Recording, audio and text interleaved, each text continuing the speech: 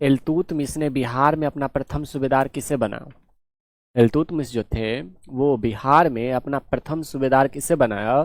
तो वो मालिक जानी को बनाते हैं। वो कहता है ना कि जानी ने रो रो कर दरिया आंखों को समंदर बना दिया। क्या? जानी ने रो रो कर आंखों को समंदर बना दिया। भाई साहब, आंख समंदर कभी बनेगा? मतलब लोग गाना बनाने वाले क्या क्या नहीं बना देते ना, कुछ भी बना देते ना, कुछ भी यार। ठीक है, तो मलिक जानी को क्या करते हैं? इल्तुतमिश। हालांकि इल्तुतमिश को क्या कहा जाता है पता है? वास्तविक संस्थापक कहा जाता है। क्या चीज का? बोलो, क्या चीज का? इल्तुतमिश को किसका? गुलाम वंश का वास्तविक संस्थापक कहा जाता है। यानी कि गुलाम वंश का वास्तविक संस्थापक किसे कहते हो? तो गुलाम वंश का वास्तविक संस्थापक जो है वो कहते हैं हम किसे जी? तो वो कहते हैं मलिक जानी को। यानी कि इल्तुतमिश को कहते हैं। ठीक है जी, बताओ।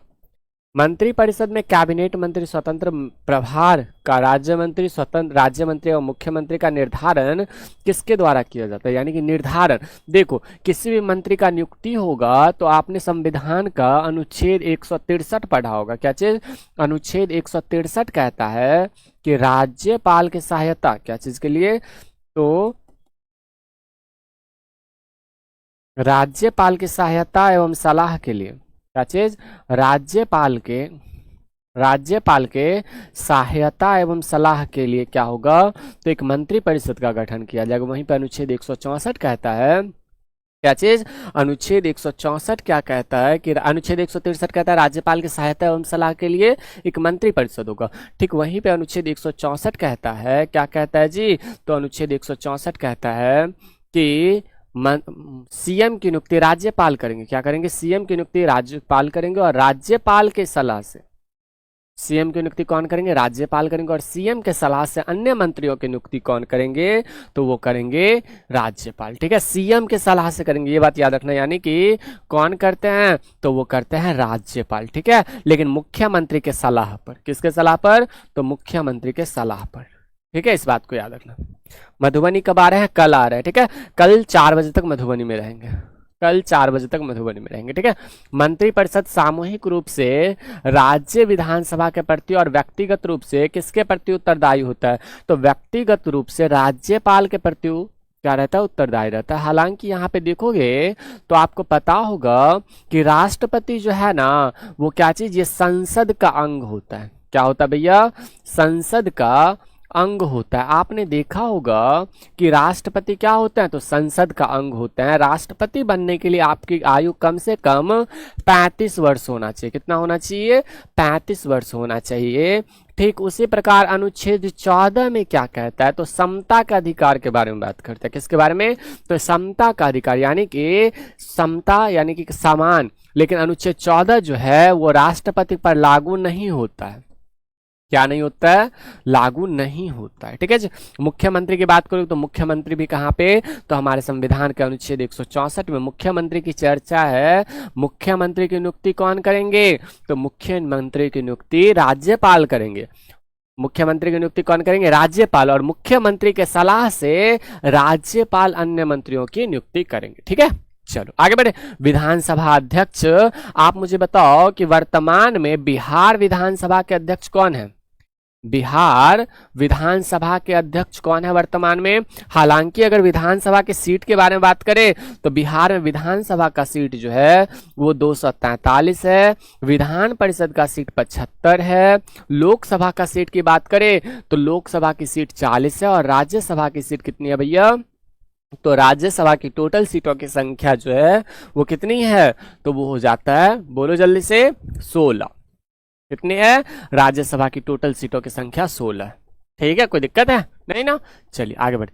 सर ये तो सबको पता। ठीक है, बताओ मंजूषा शैली किस महाजनपद की प्रमुख शैली थी? तो आपको पता होगा, आपने एक पुस्तक के बारे में पता होगा। बौद्ध धर्म का एक पुस्तक है जिसका नाम क्या है?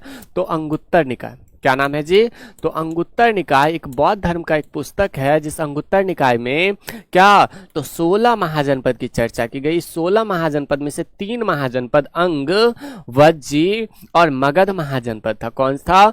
तो अंग महाजनपद था, वज्जी महाजनपद था, वज्जी संघ था और मगध महाजनपद जो है ये 3 महत्वपूर्ण महाजनपद हो जाता है। डियर फ्रेंड्स, मंजूषा चित्रकालय जो है वो लिच्छवी का फेमस, लिच्छवी का नहीं, कहाँ का जी बताओ? मंजूषा चित्रकला कहाँ का फेमस हो जाता है ये बात मुझे बताओ। अंग का नहीं था, मगध का नहीं था, अब वज्जी और लिच्छवी में तो लिच्छवी का भी नहीं था, तो वज्जी का हो जाता है। कहाँ का?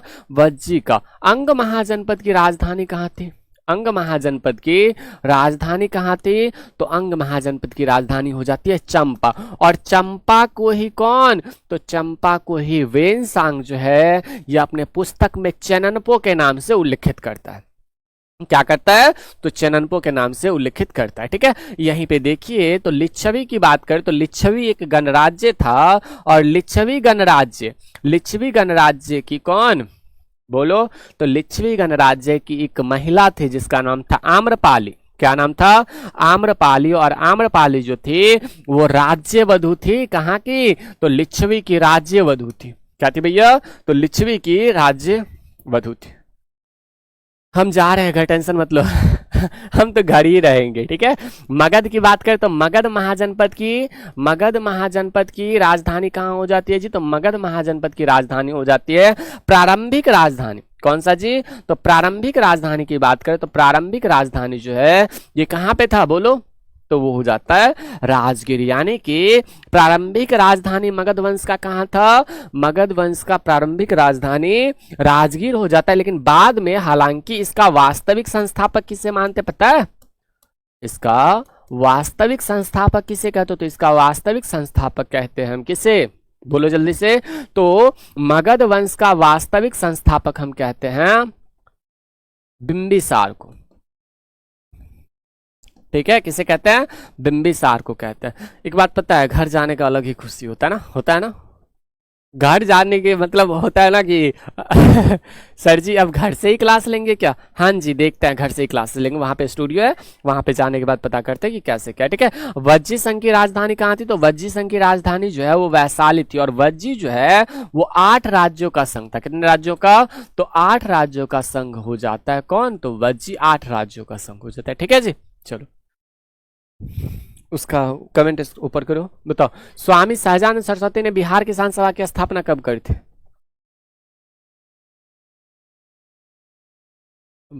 ऑफ करो, डिलीट करो कमेंट, ऊपर करो।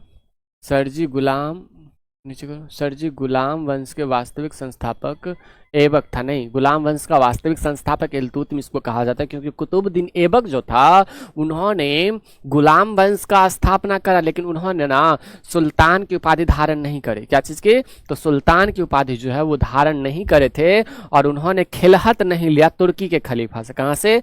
तो तुर्की के खलीफा से खिलहत नहीं लिया, जिस कारण से उसे वास्तविक संस्थापक नहीं कहा जाता।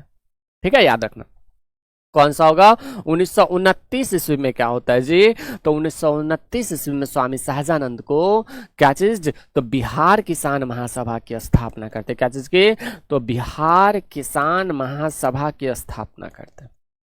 बिहार किसान महासभा की स्थापना कब करते? वर्ष 1929 में। 1927, 1928, 1929 में ही लाहौर अधिवेशन भी होता है। कौन सा जी? लाहौर अधिवेशन होता है। और लाहौर अधिवेशन की अध्यक्षता कौन करते हैं?